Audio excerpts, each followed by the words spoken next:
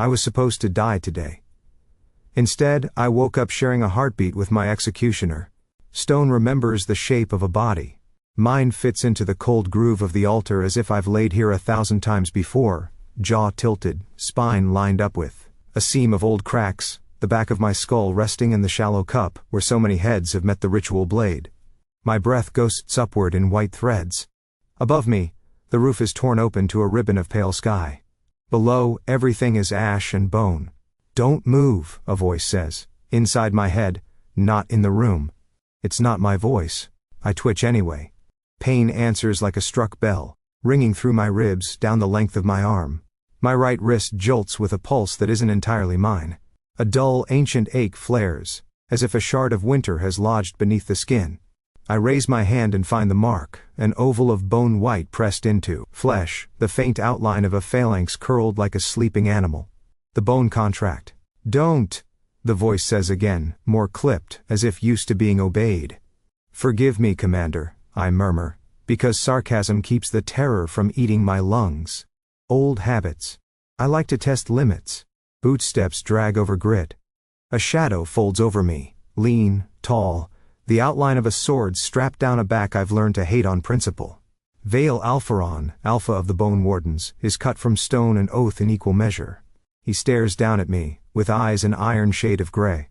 "You were supposed to be sealed," he says, voice like a blade sheathed against its will.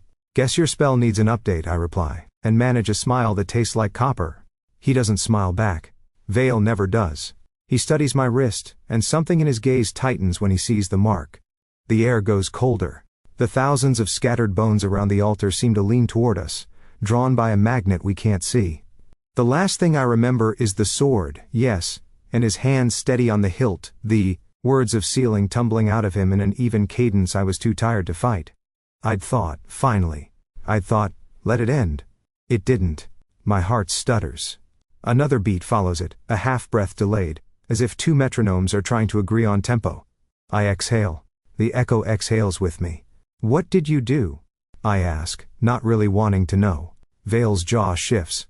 I invoke the right of severance. "It did not take. So, we're calling this a severance." I tip my head. The cracked dome spills blue light across his cheekbones. "You might want to return it." Poor craftsmanship. He ignores the bait and drops to a knee, the leather of his coat creaking. He takes my wrist without asking. The contact sparks, a small treacherous relief in my bones, like warm air creeping under a door. The mark throbs at the pressure of his fingers. I hate how my pulse steadies. "If you had moved sooner, the bond might have snapped cleanly," he says. "If you had stabbed sooner, I wouldn't have moved at all." His eyes flick to mine. There's a warning in that look and a worry I don't deserve. I remind myself. Vale is a warden before he is a man. Duty first, then breath. He sees my kind, Omega necromancers, as a burn that must be bandaged or cut out. He just happens to be gentler with the knife. A whisper skims the room. The bones on the floor hiss softly against each other, like shells rolling in a tide. "Sarah," a voice breathes, low and ruined. Every muscle in me goes still. In the splintered mirror propped against a fallen column, a face forms out. Of moonlight, long lashes, a crooked mouth, hair tumbling like smoke. Aaron. His outline is wrong, as if someone painted him with fractured glass. He doesn't belong here, but he always finds me where I'm weakest. "He's bound to you now," Aaron says, eyes fixed on my wrist. His smile holds hunger and apology in equal measure. "Like I swallow without moisture. Not helpful." Vale follows my gaze, though I know he can't see what I do. To others, Aaron is a temperature drop, a flicker in the corner of the eye. To me, he is the oldest debt. "Seraphim," Vale says. My full name in his mouth sounds like an omen. Focus. "That's so cute." Aaron's grin widens, tilt wicked. "He thinks he can call you back from me." "Shut up," I whisper, not sure which of them I mean. "What?" Vale asks, quieter now. His grip shifts more carefully, as if I'm a skittish animal that might bolt. "The dead are nosy," I say. "Comes with the territory." The mark's heat thumps again, a heavy knock under skin. With each pulse, something in my chest answers. A soft tug like thread pulling tight through cloth. I should be panicking.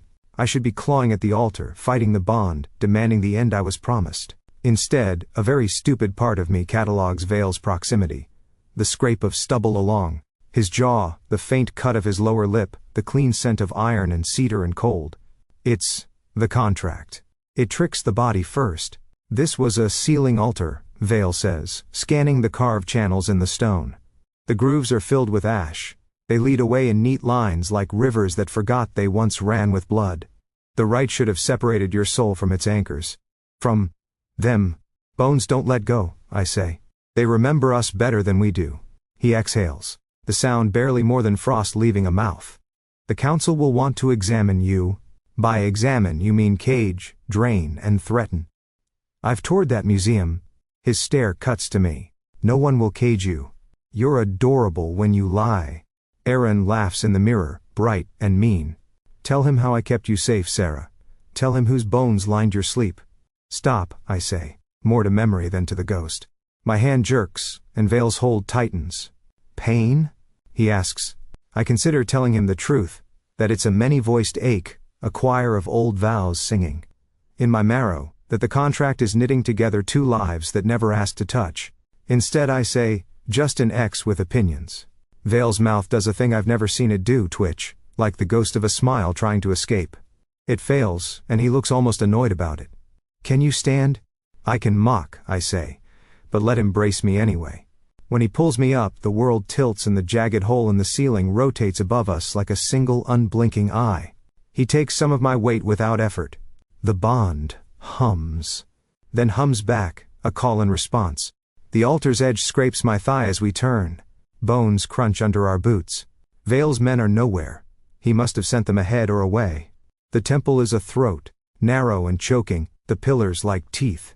Blue witchlight leaks from vertebrae strung as lanterns along the walls. I used to find comfort in this aesthetic. Now it feels like being stared at by the past. We need to leave, Vale says. Before the order sense this, they always do. Omens make good gossip. I catch a last glance at the mirror. Aaron's face has thinned to a smudge. His eyes, my grief's hands, are still beautiful.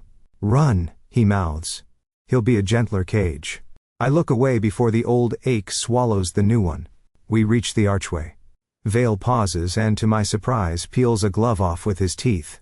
He lays his bared palm flat over the bone mark on my wrist. The contact is immediate, intimate in the way shared fear is all at once. The warmth of his skin sinks into mine. The mark flares and then settles, like a child soothed. What are you doing? I ask, voice softer than I intend.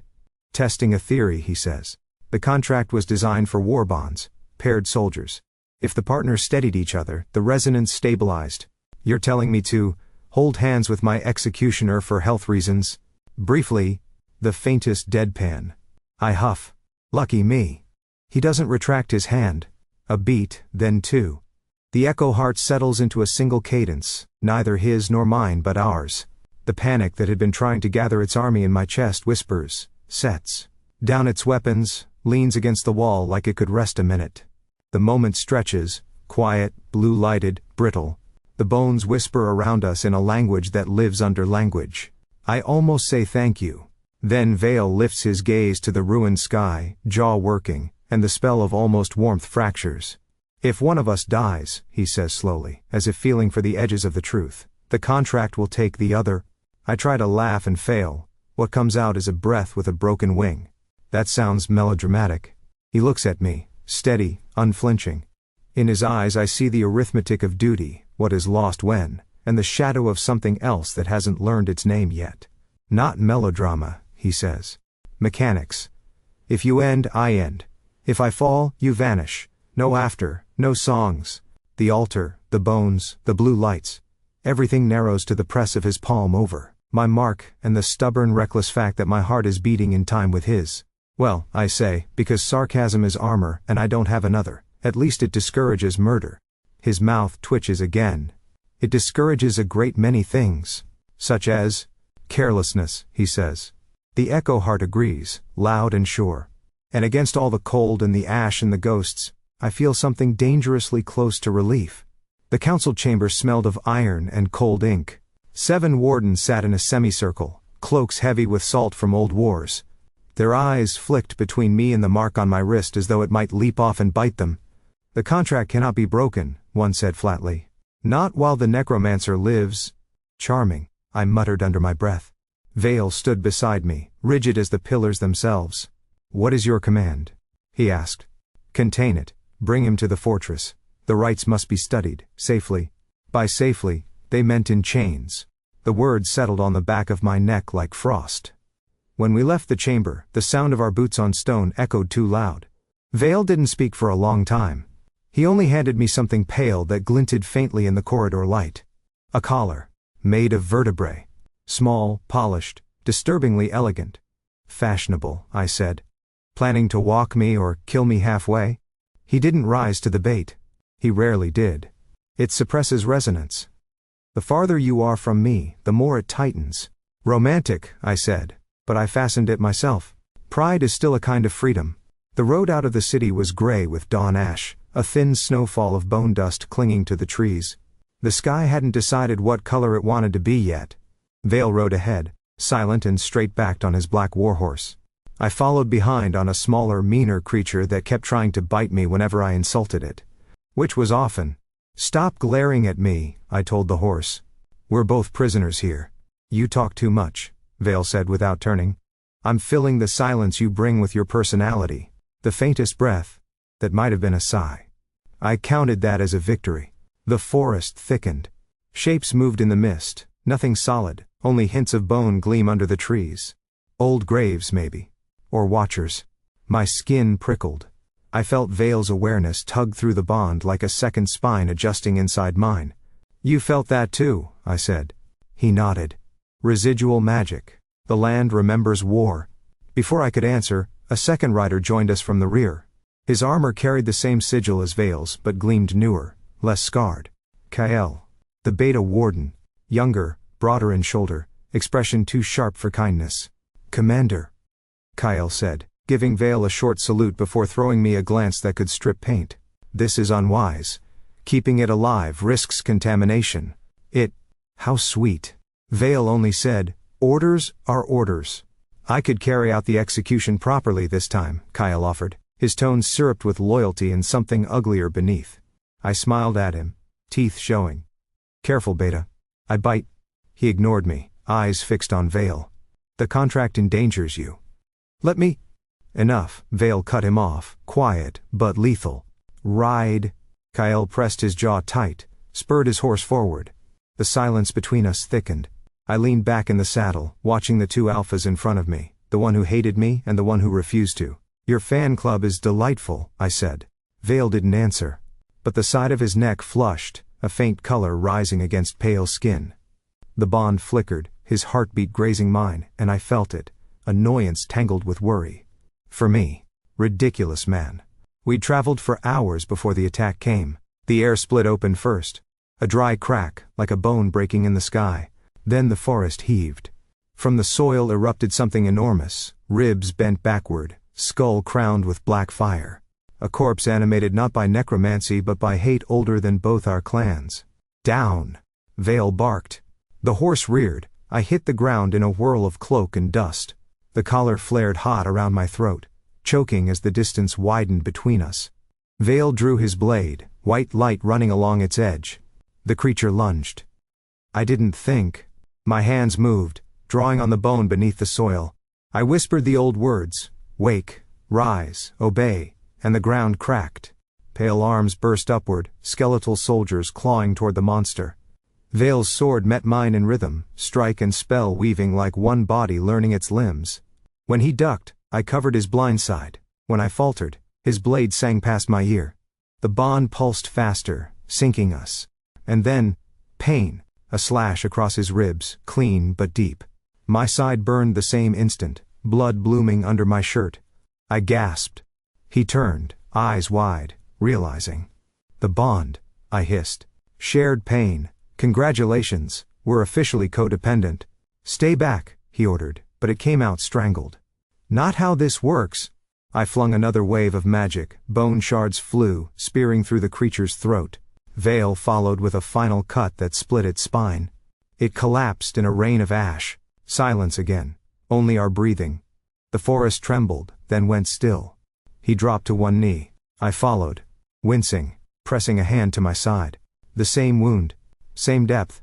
You're bleeding, he said. So are you. Don't steal my thing.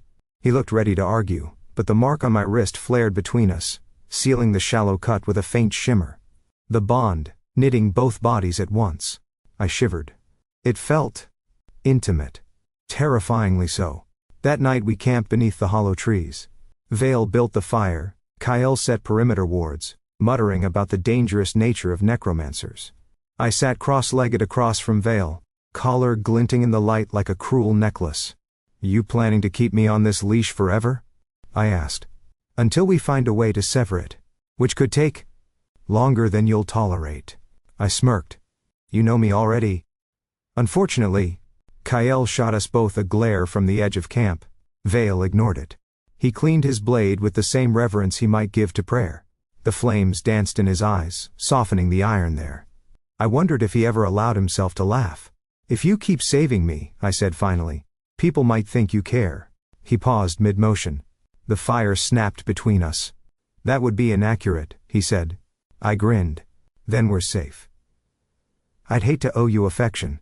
His gaze met mine, sharp, assessing, tired of my mouth but not walking away from it. Kyle muttered something about patrols and vanished into the dark, leaving us alone with the quiet hum of the bond and the smell of burned bone. The forest whispered low. Somewhere beneath, the buried dead turned over, curious at this absurd pair bound by an ancient curse and stubbornness. Vale leaned back, eyes on the horizon where dawn would soon threaten. Sleep, he said. With you watching me? How could I not? A ghost of exasperation crossed his face. You'll need strength. Tomorrow we reach the fortress. And then what? He sheathed the sword, looked into the fire. Then we find a way to end what shouldn't have begun.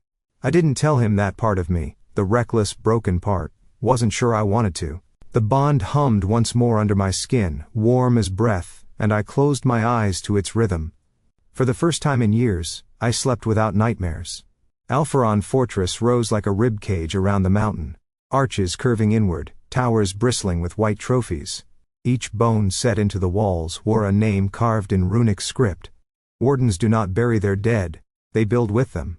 It is both an honor and an argument with time. I tried not to look too long. Inside the gate, soldiers slowed to stare.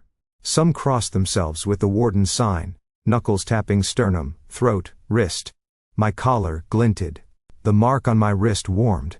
Vale's presence pressed at my back like a second shadow. Eyes forward, he said, not to me but to them. He is under my protection. That word, protection, sat strange on my skin. I'd worn chains by gentler names. He took me up the inner stairs to the Tower of Records, past banners heavy with soot and pride, to a corridor that smelled of vellum and oil. The custodians there were scholars first, wardens second. They watched me as people watch a book rumored to be cursed and valuable. A guard reached for my shoulder to steer me. Vale's hand caught the motion mid-air. I said under my protection, he repeated. Flat, final. The guard withdrew. I didn't thank Vale. I've learned that gratitude can feel like permission. The chamber they gave me was not a cell. It had a narrow bed, a brazier, a high slit window that painted the floor with knife-shaped light. It had a view of the inner yard, where recruits practiced the forms, their blades ringing the air into order. It also had a door that locked from the outside. I'll arrange the examinations for later, Vale said. Not today. Afraid I'll cry? I leaned against the window slit, letting the cold steal the heat of my anxieties. Afraid they will treat you like something to be broken. Oh. And you prefer to do it yourself? A muscle in his jaw moved. I prefer accuracy. He hesitated. Rest. I'll return. He left, and the room felt bigger and more empty all at once. I pressed my wrist to the window stone. The mark cooled. The bond hummed faintly, as if the fortress itself had learned our rhythm and begun to breathe with us. By dusk, he returned with a scholar in a gray robe. Slight, fox-eyed, hair the color of poured ink. When he smiled, it did not reach the edges of him. Nereus of the Omega Order, he said, bowing with a flourish just shallow enough to be insulting. We meet at last, Seraphim. I've read your case. I never wrote my case, I said. Others were kind enough to write it for me. Then allow me to write you a better ending. He lifted a slim hand and, like a magician working a parlor trick, made a bone candle kindle to life. The flame burned an eerie blue that felt like regret. I specialize in purgation rites, cleansing the blood, loosening stubborn bonds. Vale's attention sharpened. You believe the contract can be undone? I believe what others call inevitability is often laziness, Neris said pleasantly. With access to your records, Commander, I could map the resonance between your pulses, find the knot, and untie it. No harm to either vessel. I smiled so I wouldn't snarl. What do you want, in exchange for saving us from our inconvenient knot? Nothing you cannot afford, he said, eyes flicking over my collar, my mark, merely the cooperation of your talents. A few readings, a few small bleedings, a willingness to let me listen. Listen to what? Vale asked. Neris's smile sharpened. To bones, of course. He arranged for a study session in the library. An octagonal room with a domed ceiling of stained glass. The glass was bone white threaded with river blue, ribs branching into lattices of story. Shelves stood in perfect ranks, each spine tattooed with a sigil of the dead. The light that filtered down made the dust glow like galaxies. We sat at a table carved from a single slab of fossil. Neris laid out instruments that looked too delicate to do harm. Cups and slender rods of carved phalanx. A bell made from the fused bodies of finger bones. A vial of something the color of a brews. Begin by letting me hear your cadence, he said, gesturing between me and Vale. Close proximity improves signal. Of course it does, I muttered. Vale pulled his chair beside mine. The closeness rang through the contract like a struck chime. He took my wrist in his bare hand, no glove this time, and flattened my palm against the table. The room seemed to tilt toward the contact, and every candle leaned its flame. Breathe, he said. So I did. Inhale, exhale. His chest moved with mine, and then not with mine, and then found me in the middle. Our rhythms falling into step not because we tried, but because the bond did. It felt faintly like drowning, and faintly like being held above water by a pair of steady hands. Neris touched the bell to the table. It sang, low, a sound more below hearing than in it. He closed his eyes. Good, he murmured. There. The echo. Vale's grip was firm, precise, maddeningly careful. He could have pinned my wrist harder. He didn't. The gentleness undid me more than pain would have. Now Neris said, Seraphim, guide the commander. To what? Vale asked, but his gaze stayed on mine, as if he understood that the answer would not be words. To the bones, I said, voice smaller than I liked. They're always speaking. You've trained yourself not to hear. How? He asked. Quiet, I said. Listen with your fingers. It's one of the oldest tricks of my kind, and it has nothing to do with magic at first. You close your eyes. You lay your hand flat on the nearest thing that has a story, stone, wood, a scar. You imagine a field of snow. You wait. Somewhere, a footstep crunches. Vale obeyed. He let his eyes fall shut. The line of his mouth softened. I felt his attention move down his arm into his hand, into my wrist, into the table. The fossil under our palms woke, faint impressions like fish bones in silt, a choir of old weight. The bell's song shifted a half note. Neris made a satisfied noise. Do you hear it? I asked. Yes, Vale said, surprise breaking through the soldier's reserve. It's not words. No, but its meaning. He opened his eyes. They were not iron now but winter sky. Clear, brittle, blued with cold. For one perilous moment, we were a bridge built from two bodies in a single breath. The contract reacted. A glow wound up from the mark like a slow pulse, faded, returned. Our heartbeats clicked into strange harmony. The library seemed to withdraw to the edges of vision, until there was only the warmth of his hand and the thin tremble in mine. Enough, I said too quickly, pulling back as if I'd touched fire. Vale released me at once. The glow died. The room rushed back in, shelves, candles, the steady tick of the great clock that measured study hours in grief. Neris had been watching like a cat at a canary wedding. Exquisite, he said. You resonate easily for enemies. We're not, Vale began. Not friends either, Neris finished. Which makes this even more intriguing. My body hummed with the residue of the harmony. It felt treacherously good, like a language I had been forbidden finding me again. Panic arrived late but loud. My palms sweated. My throat went dry beneath the collar. He's an alpha, some old survival part of me whispered, and you are built to answer. I wanted to bite that part of me to the bone. Neris tapped a rod against the bell, counting quietly. The cadence suggests an anchor beyond the contract. Something in the necromancer that chose the warden. Perhaps an old imprint. A prior bond. His gaze flicked to my reflection, in the polished surface of a wine cup he had set near the instruments. For a heartbeat, another face looked back. Cheekbones I knew like a prayer. Mouth slanted in mischief. I blinked. It was only me. For now. Neris corked his vials, all mild charm. We'll continue tomorrow. Small bleedings as I promised. We're close. After he left, the silence folded around us. Vale cleared his throat, as if speaking might dislodge the intimacy that had settled like dust on our shoulders. You taught me to hear, he said. You'll hate me for it later. Doubtful. Then I'll hate me for it later. He studied me, and in that look was the weight of the fortress, the names. In the walls, the steadying discipline he wore like a second skin. You are not a thing to be hated, he said. I laughed. Brittle. You've met me for what, 3 catastrophes? 4, he said. And his mouth did that twitch again. I reached for the cup. The wine was dark as a wound. As the liquid settled, the surface smoothed to a mirror. A face rippled into it, pale and luminous, eyes the color of after midnight. Aaron.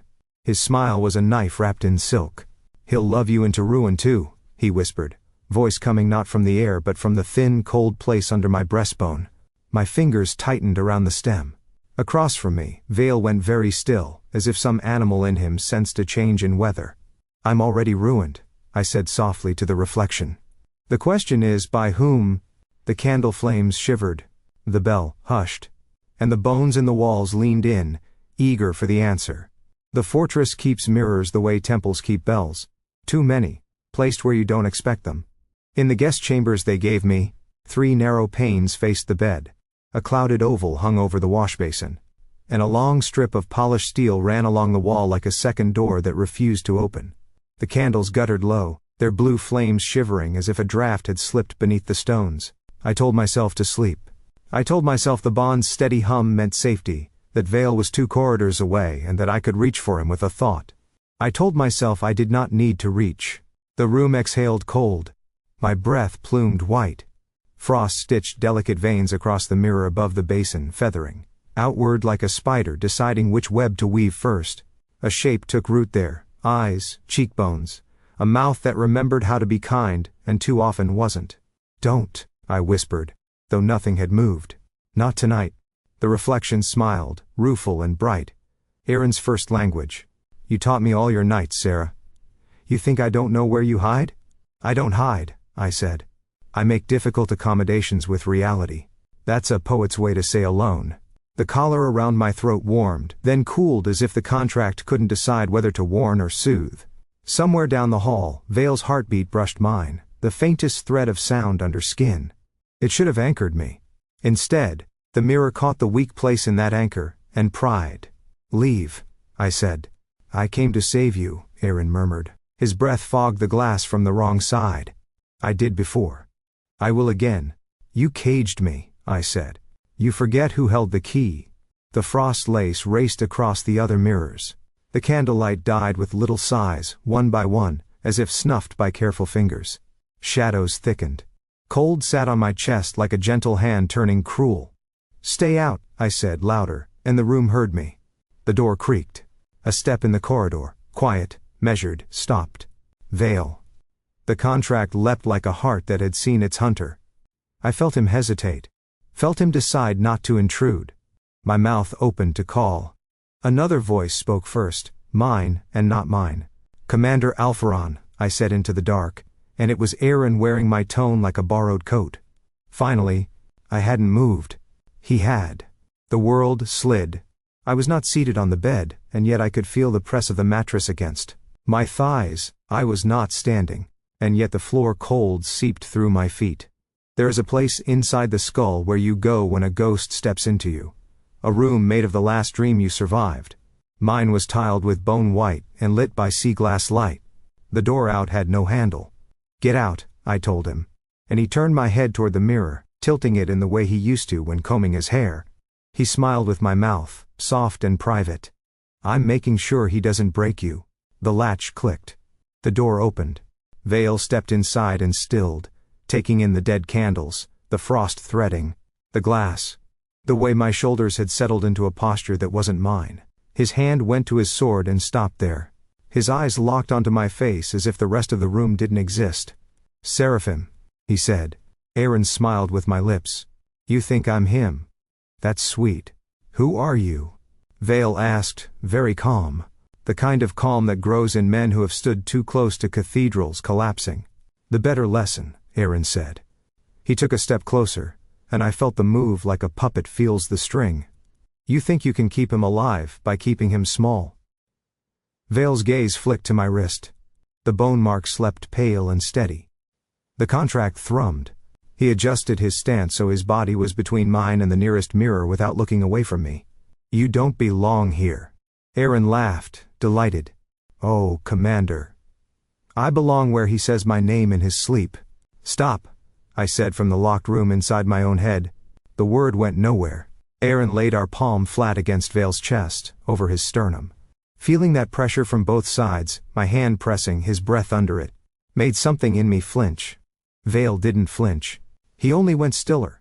"You are hurting him," he said, speaking to the ghost more than the body he wore. "Release him. You'll chain him again," Aaron said, soft with fury. "You think you're different? You'll chain him like I did. You just polish your cage better." The collision was almost elegant. Vale moved to break contact without breaking me. He caught my wrist, his wrist now, and turned it outward along a line that would have dislocated if he'd wanted. He didn't want. He guided instead, and the pain that should have come brushed, and was gone. Aaron fought with my balance and lost. Vale used that loss, a pivot, and a slide, to put the bed at my back and the distance of a breath between us. "Sarah," Vale said, eyes on mine. "Find me." "I am right here," Aaron purred. Cold swept the floor in a ring, raising hoarfrost that crackled like quiet fire. My throat cinched. A fringe of ice climbed the long mirror like ivy. In the skull room, I found the door and slammed my shoulder against it. No handle. Just the shape of leaving. "You never needed him," Aaron said, using my voice to throw the lie at the man I had been trying not to need. He stepped forward again. Vale drew his blade half an inch. Not a threat. A promise of restraint. "If you force me to act," he said, "I will choose him over you, even if you wear him." "Ah," Aaron said. So honest. "Where were you when his counsel called him infection?" "Here," Vale said. Just that. The word steadied like a pillar set under a sagging roof beam. Inside, I pressed my palms to the door seam and breathed. The contract shivered across my nerves, a line of warmth threading through frost.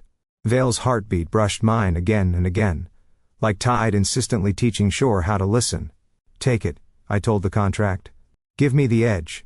Give me—" My hands found purchase where there was none. Bone magic is remembering how to move what refuses.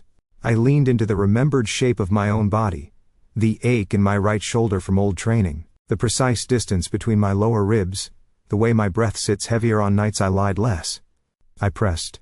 The door shrugged like a stubborn animal, and opened a child's width. "Sarah," Vale said, and the name was a rope. I grabbed it. The room snapped back. Not fully. Aaron still wore my muscles like a fitted coat, but I had a hand under the fabric now. I twisted. He hissed in my ear from the inside. "Why do you pick men who break you?" He whispered.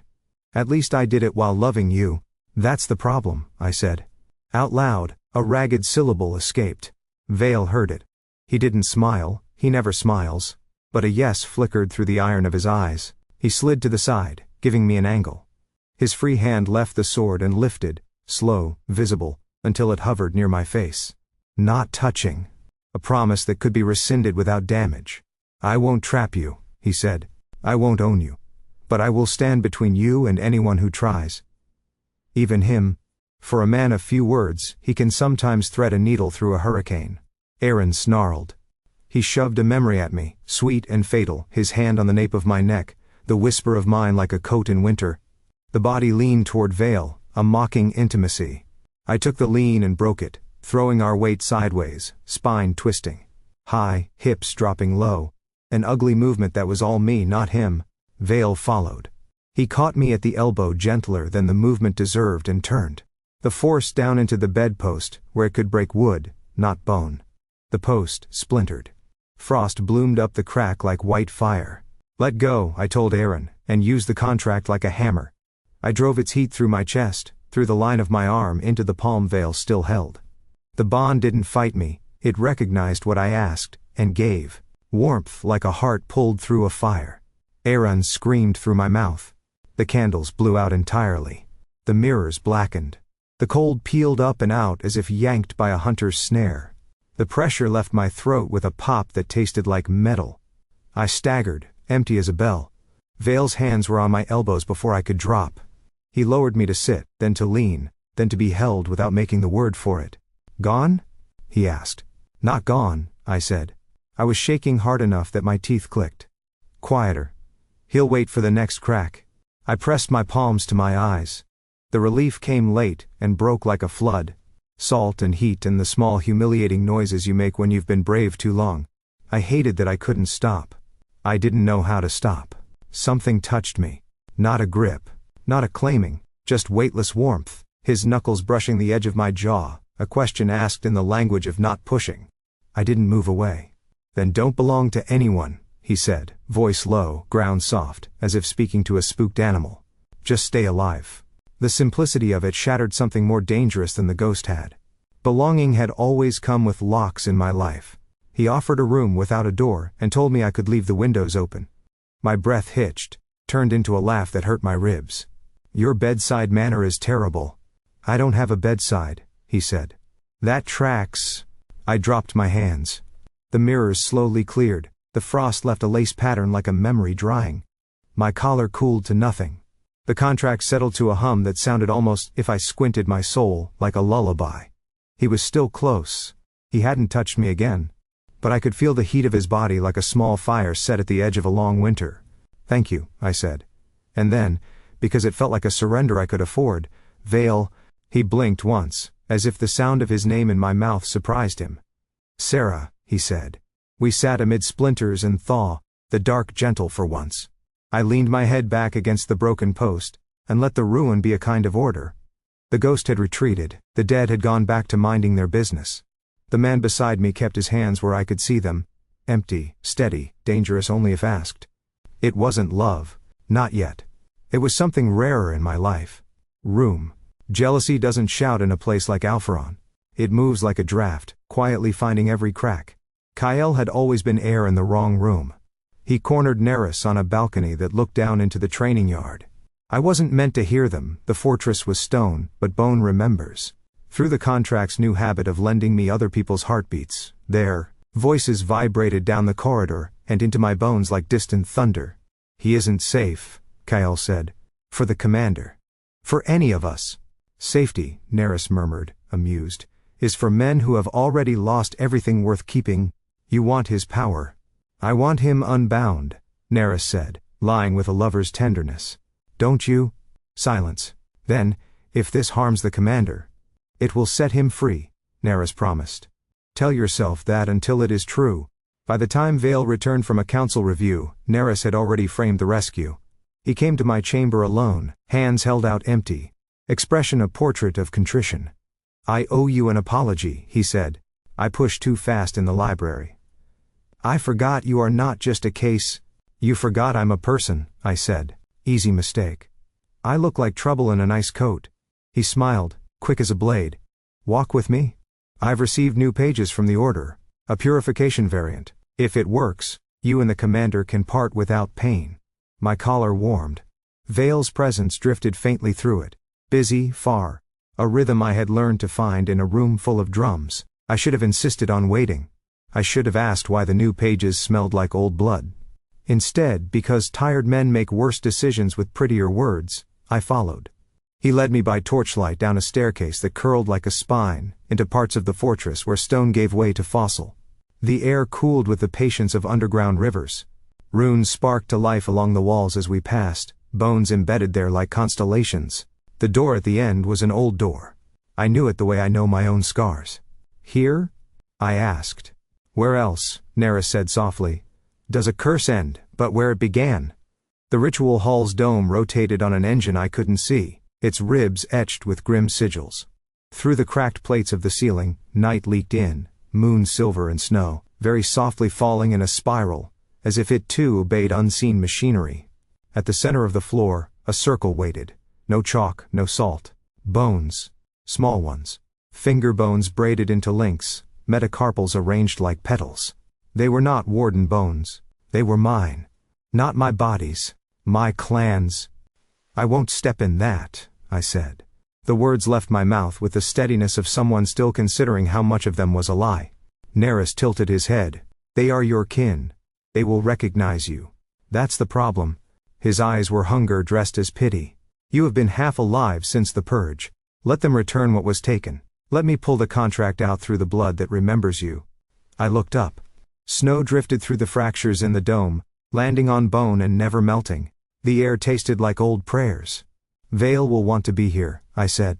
The commander, Neris said gently, will want your freedom. He is not a selfish man. Which was precisely why it was so easy to steal from him. I need your hand, Neris said, opening his own. And your trust. I gave him one of the two. The moment my bare foot crossed the ring, the bones sighed. Not a noise of mouth or throat. More the release of a story at last being listened to. Cold shot up my calves, my knees, into my chest like a spear of winter. The collar cinched tight, reacting to the distance from Vale, then went slack as bone magic overruled warden craft. Neris stepped back out of the circle. He did not join me inside. Just breathe, he said. He slid a bone rod between the links and twisted, locking them. Think of him. Which one? I asked, and hated myself for the joke. The warden, he said. You'll want him close for this. That is not, I started, but the circle answered for me. The bones glowed with a dim, terrible blue. My mark flared like a brand fresh from the iron. The contract flexed.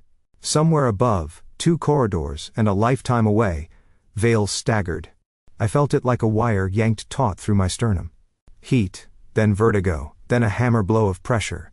The world tilted. Blood ran hot from my nose in a slow, humiliating line. Across that thin distance, I felt Vale fall to one knee, the stone reaching up to meet him with all the gentleness stone owns. He swore once, quiet, intimate, a prayer asking not to be heard. Stop, I told Neris. This isn't a purification. It's a tether, a mirrored tether, he said, eyes bright. Brilliance, really. The circle will pull the contract through you, and because he is bound it will pull him too. When the bond snaps, you will both be on your own feet. Free to walk whichever direction you choose. Or dissolve, I said. Only if you don't cooperate, Neris said lightly, and the mask slipped. The fox's eyes looked like a hole cut in night. Stop being precious, Seraphim. Every great working costs something. My knees hit bone. The ring climbed my thighs like a wreath of hands. My clan's whispers unspooled under my skin. Names I had not spoken aloud for fear of hearing what answered. The dome rotated. Moonlight slid along the symbols like a blade remembering where to cut. Snow landed on my cheek, and did not melt. On the floor above, boots thundered, distant and getting closer. Vale. Neris, I said, call it off. You will thank me when you can breathe without asking permission. If this kills him, then die quieter than this, he snapped, finally honest. You're not the first to be told you're a tragedy with good cheekbones. Don't be so vain as to think you're the last. The circle tightened. My chest seized. 2 heartbeats fought for the right to be mine. The hall shuddered. The thin threads of snow answered with a new pattern as if the sky were listening. The bones at the edge of the circle began to crack from pressure, each fracture line lighting up like a map of old roads. Blood dripped off my chin onto white phalanges, blooming like a seal. Through the contract, Vale fought. I felt him as a series of choices, hand braced on wall, push, lunge, blade, please, for once. In his life not a prayer to a god, but a request made to a door, a guard, a destiny. He did not say my name. He didn't waste breath on syllables when there was distance to cut. The heavy door crashed inward. Guards tumbled first, 2 ricocheting off the ribs of the dome, Kyle behind them, face ruined by a dozen emotions he didn't have the rank to feel. Vale came last, a howl made human, sword low and sure. His nose bled. His lip bled. He looked like a man who had a clock inside, and had finally permitted it to break. Commander, Neris said smoothly, moving his hands as if conducting a polite dinner. You arrive in time to witness a cure. Vale didn't answer. He didn't need to. He hit the ring's edge like a storm. The bone charms along the circle spit light. The shock ran up his arm and into me, a shared jolt that tasted like pennies. He gritted his teeth and pushed, and I felt the push in my spine as if he'd braced it. "Stop," I said, though I didn't know to whom.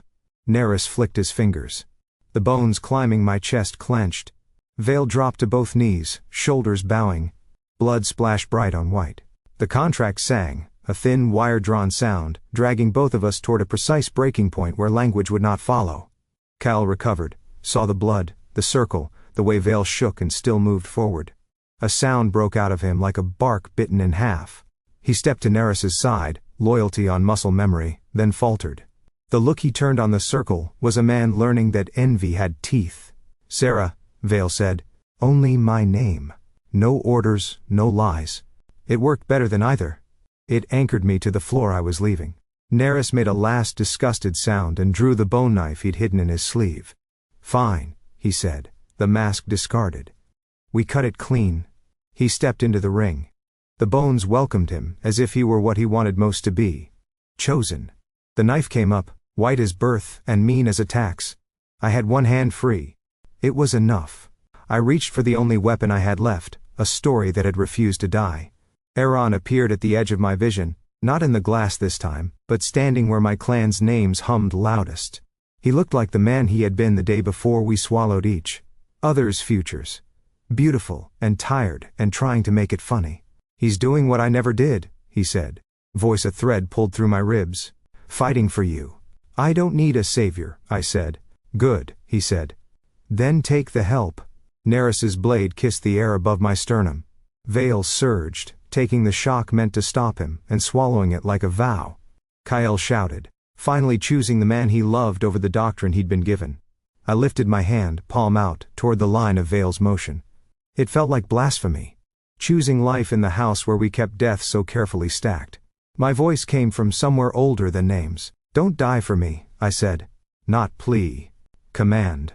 Prayer turned inside out. Don't. The bones heard. They remembered the first time I asked the world to move. They remembered the second. They remembered the day I refused to remember. Power is a door that looks like a wall until you are tired enough to lean on it. I leaned. The circle ripped. Not shattered. Ripped, as cloth tears when a seam finally gives, long and satisfying and inevitable. The braided fingers unlinked. The domed ribs screamed, a whale song inverted. Light blew outward from my mark in a ring that crossed Neris's chest like a hand, and threw him into the air. The knife spun, bit into the ceiling, stuck quivering like a long white fang. The collar snapped, and fell. The contract sang so loud I couldn't hear anything else. Snow punched through the open fractures and turned to steam on contact with the light, then to rain, then to nothing. My clan's bones went still, their work finished. The circle was only a pile of small griefs on a floor that needed sweeping. I sagged forward. Vale was already there, catching me as if the motion had been written into his muscles years ago. His breath burned hot against my temple. The world came back in pieces. Kyle's sword tip digging into the floor as if he needed an anchor hard enough to hurt, Neris groaning under a broken rib of the dome, the moon stooping low to see what we had done. "You," Vale started. "I know," I said, voice gone to threads. I pressed a shaking palm to his chest, where the contract had once burned, and felt it thrum a steadier rhythm. I said, "Don't die for me." Not my plan, he managed, which for him was flirting. Snow found us again through some gentler crack in the night. It settled on the ring of blood around us, mine and his, no longer willing to be told where one ended. The hall smelled of ash and relief. Somewhere under the floor, the fortress exhaled, realizing it was still standing. Neris coughed, spat red, and laughed like a man at a wedding who has realized the bride eloped. "Interesting," he wheezed. "Very interesting." "Get him out," Vale told Kyle without looking away from me. Kyle nodded, eyes bright with a dozen admissions he could not yet say. He moved to obey. I rested my forehead against Vale's collarbone, and tried to gather enough breath to be clever. It failed. I settled for true. "Don't make a habit of falling to your knees for me," I whispered. His chest shook once, dangerously close to a laugh. "Noted." "Liar," I said, and closed my eyes. The circle lay in pieces, and so did I. Light still clung to the air like silk torn from a sleeve. The bones that had formed the ring were only small griefs now, strewn in a halo around my knees. Vale's arms were the only thing that kept me vertical. My body tried to remember how to be a body, some parts refused. The contract surged once more, wild and bright, then faltered. Something essential slipped sideways in me. The way a shelf comes off its bracket, quiet and wrong. I felt it in my teeth, in the hang of my fingers, in the unthreading of joints that had been mine since childhood. Vale, I said, and the name sounded like it had too many hinges. His grip tightened. Stay with me. Neris crawled up from where the blast had thrown him, blood glossing his mouth like a bad smile. He braced himself against a fallen rib of the dome, eyes fever bright. Remarkable, he wheezed. The contract is unstable, resonance peeling back to the marrow. If we open it further. He pushed up, and the world answered. The dome groaned. Ash lifted from the floor, turning on itself the way birds wheel before a storm. Through the broken plates of the ceiling, moonlight poured in a clean white lane, too bright to be kind. Snow sifted and changed to cinders, then to nothing, then back again, undecided. The crackwork along the floor lit in fine lines, spider silver. From those fractures, light rose. No flame, not exactly. Bone fire. It licked the edges of the scattered circle and made them sing. My bones, I heard myself say. They're loosening. It wasn't pain first. It was a soft, traitorous relief, as if tension I'd carried forever had finally let go. Then the edges of that relief sharpened to knives. My wrists prickled with fissures. My ribs whispered. I buckled, and only Vale's hand on the back of my neck kept my head from hitting the stone. Look at me, he ordered. I tried. His face slid in and out of focus, as if drawn in water. Blood slicked under his nose. His lip had split. Every time he said me a thin red thread shivered. Neris, Kael shouted, voice ragged, blade raised. Stop this. On the contrary, Neris said, extending a bone rod in a conductor's arc. We are on the precipice of a clean evolution. He struck the floor with the rod. The fissures flared.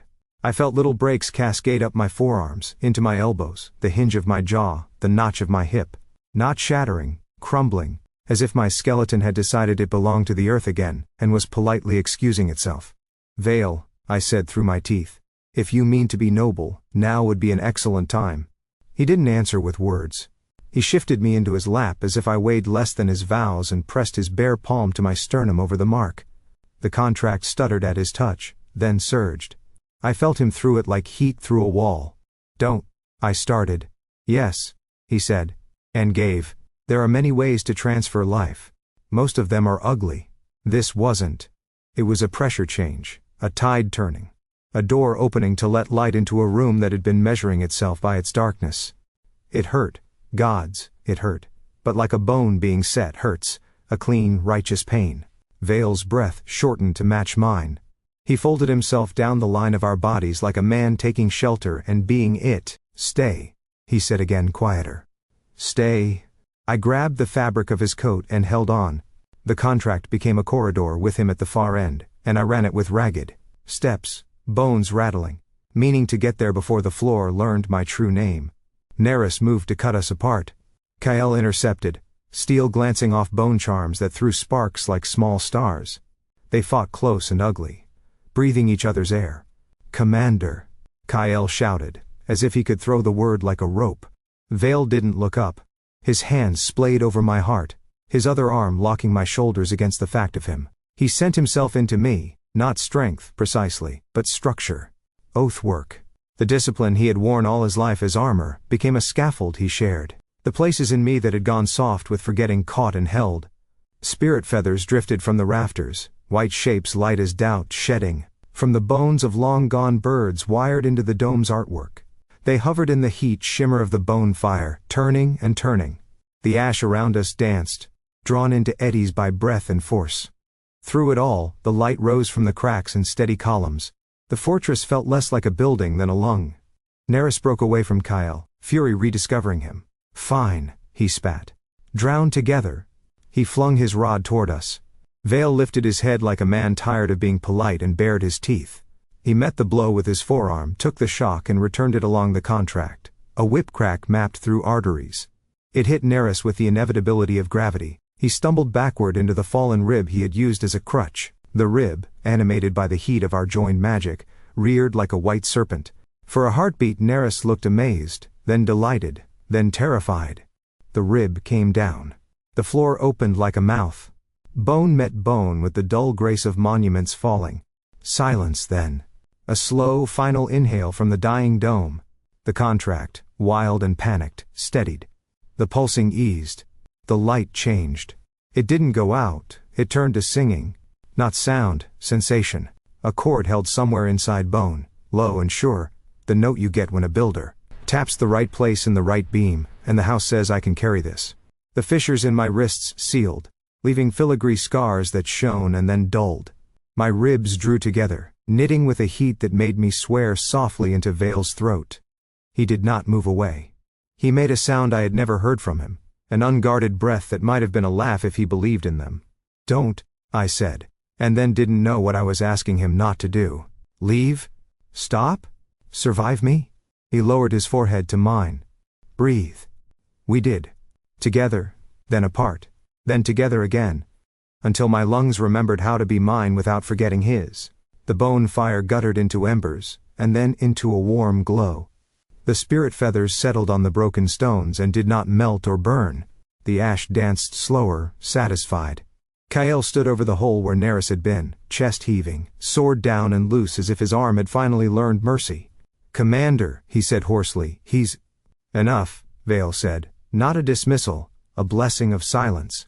He did not look at the hole. He looked at me.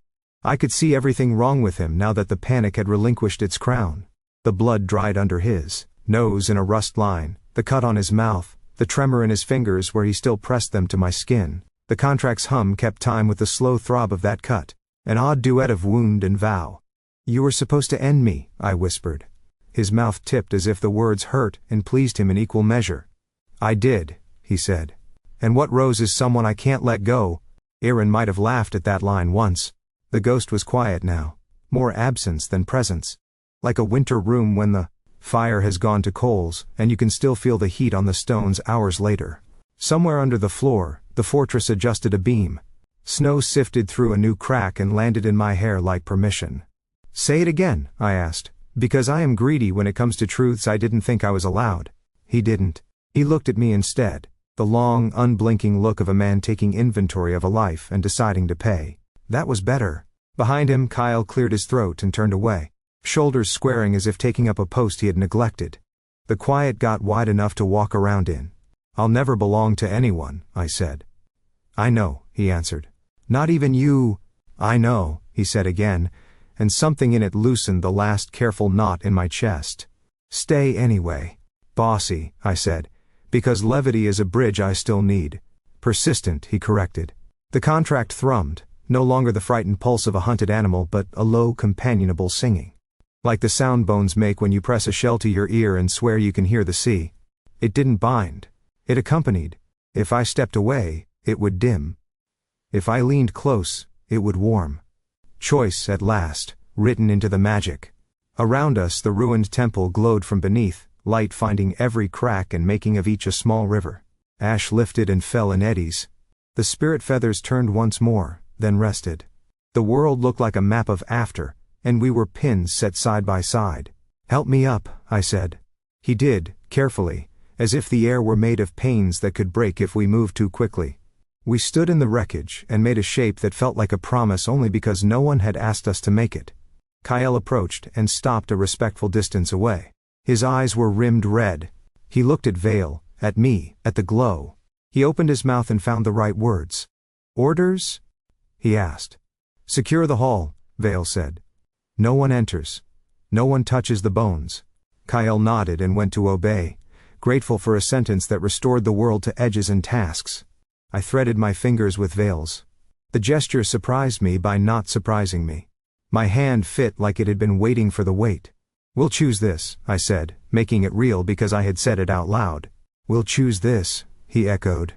The barest curve at the corner of his mouth. For him, that was a banner. We walked out under a roof of ribs and a sky that had decided on stars. The light in the cracks followed us like tame fire. Behind, the hall settled deeper into its ruin, a temple to the kind of miracle that happens when two stubborn men refuse to dissolve. The contract sang us through the door. The world ends softly. I woke on stone that remembered me. The same altar, the same ribs of ceiling torn open to the same sky, but everything had shifted half an inch toward gentleness. The snow that had fallen through the cracks had melted into small pools. And from those pools tiny white flowers were pushing up, trembling in the dawn wind. I was not bound anymore.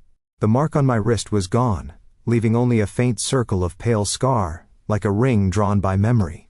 The air around me hummed not with magic, but with mourning. Vale sat nearby, armor unbuckled, head bowed over his hands. He looked human in a way that startled me, less commander, more man. When my breath changed, he looked up. The bruising under his eyes made him look both younger and very tired. "You were out for a day," he said. His voice was hoarse, not from battle but from keeping watch. "And you stayed," I murmured. "I promised to." The silence after that felt alive. It smelled like rain and burned bone, like endings that had finally finished ending. Kyle entered then, dirt streaked across his armor, sword belt unfastened. He looked smaller without rage to fill him. He stopped by the door, dropped to one knee, a soldier's apology. "Commander, His throat worked. "I betrayed you. I thought I was saving you from him." He glanced at me and looked away. "I'll take whatever exile you deem fit." Vale's expression didn't change much, but his tone softened. "Then take exile from your guilt instead. Go where you can keep your oath to something that still needs it." Kyle blinked at that, lost for a moment, then nodded. He looked at me again, not with hatred but the strange relief of seeing someone alive you'd already buried. "I hope you make him less miserable than the rest of us failed to." "Unlikely," I said. "But I'll try." He almost smiled. "That's the best anyone gets," he said, and left. The echo of his boots faded. I realized how quiet the fortress had become. Too quiet. The bonfire was out, the last spirits had taken their light with them. I looked at the nearest mirror, cracked but still whole enough to hold a reflection. Aaron stood there. Not fully, a faint, smoky outline, more suggestion than body. He wasn't smiling this time. His expression was something rarer, peace that didn't need to pretend it was humor.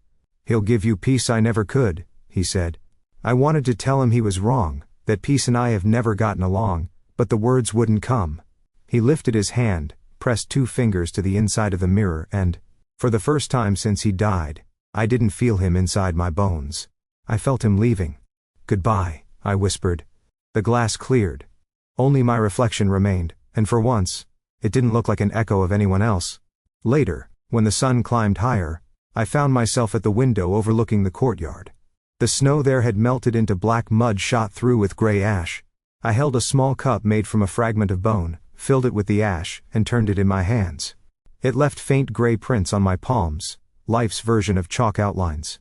Vale came to stand behind me. I felt him before I heard him. Warmth. Patience. The quiet of a man deciding not to speak until words would mean something. "You said you feared belonging," he said. "I still do." The wind moved through the hall, carrying the faint scent of thawing earth. A petal from one of the new flowers drifted past the window, white against the morning sky. He stepped closer, not enough to cage me, only enough for the heat of him to reach my back. "Then stay as long as you wish," he said, voice low. "I'll never ask for forever." I turned. He was looking at me the way you look at sunlight through glass, steady, careful, knowing it can still burn. "You'd hate forever," I said. "Probably," he agreed. "But I could try a morning." It made me laugh, quietly, because the world had been so full of endings that laughter felt almost treasonous. "A morning then," I said. He reached out, slow, visible, and cupped my jaw, thumb brushing the line of the fading scar on my wrist. The touch was tentative, not a claim but a question. I leaned forward and answered it. The kiss was brief. Not desperate, not holy. Just warm. The kind of kiss that knows it doesn't need to promise anything to be enough. Outside the sun finished rising. Light struck the broken altar, ran over the cracks like water over stone, and touched the tiny flowers that had forced their way through the ash. The bones beneath the floor didn't whisper anymore. They rested. Vale rested his forehead against mine. "You're trembling," he said. "Still deciding if I'm alive," I replied. "You are," he said. "You always were." I smiled, the small, tired kind that feels like healing. "Don't make it sound so heroic." "Fine," he said. "You're alive by poor planning and spite. That's better." We stood there a while longer, until the light stopped being new and started being day. And when we finally turned from the window, The sound beneath our feet was not echo, not curse, just pulse. The valley doesn't remember the fortress anymore. Where there were towers, there's grass now. The wind moves through it the way it used to move through corridors, carrying faint echoes of command and prayer.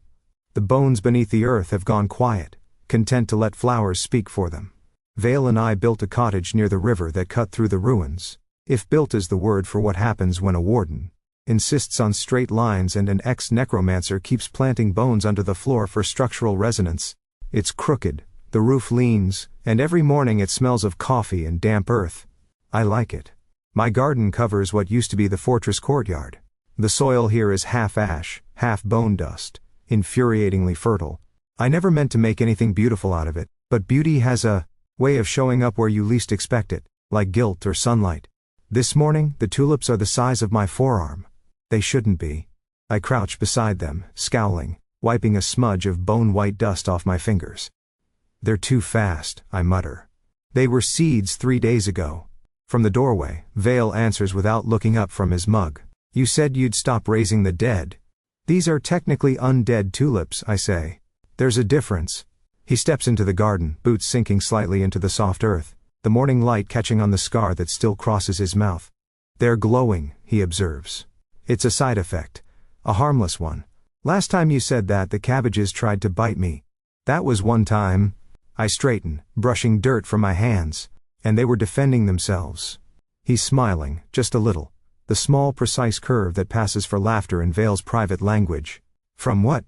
From you, obviously. The sun is kind today. The valley hums with bees and wind. A piece of the dome still stands at the far edge of the field, cracked open like an egg. I've filled it with herbs. Every time I pick thyme from the fractures, I can hear the faintest vibration beneath. The bones remembering, but gently, like old friends talking in their sleep. Vale comes up behind me and wraps his arms around my waist, resting his chin on my shoulder. He's warm. He always is. He smells of steel and rain and the kind of calm I used to think was a myth. You're thinking too loud, he says. I was imagining the look on the council's faces if they knew the great warden commander was watering cursed flowers. I prefer devoted horticulturist. That's worse. His hand drifts to the scar at my wrist, the faint ring where the contract used to live. It doesn't burn now, it just hums faintly when he touches it, a reminder without a chain. He doesn't say anything for a while and neither do I. Silence is our shared talent. Do you miss it? He asks finally. The fortress? The fight? I consider that. The sky above the valley is impossibly blue, and a hawk circles where once the bone banners hung. Sometimes, I admit, but I like this kind of battle better. Fewer swords, more weeds. He chuckles against my shoulder. I can handle weeds. I lean back into him. You handled me. That's debatable. I turn, and the movement brings our faces close enough for the sunlight to find both. He looks younger in daylight, softer, though the edges never leave him entirely. What now? I ask. Breakfast, he says. I meant after that. He tilts his head. After breakfast, lunch. Romantic. He kisses the corner of my mouth. I'm learning. Slowly.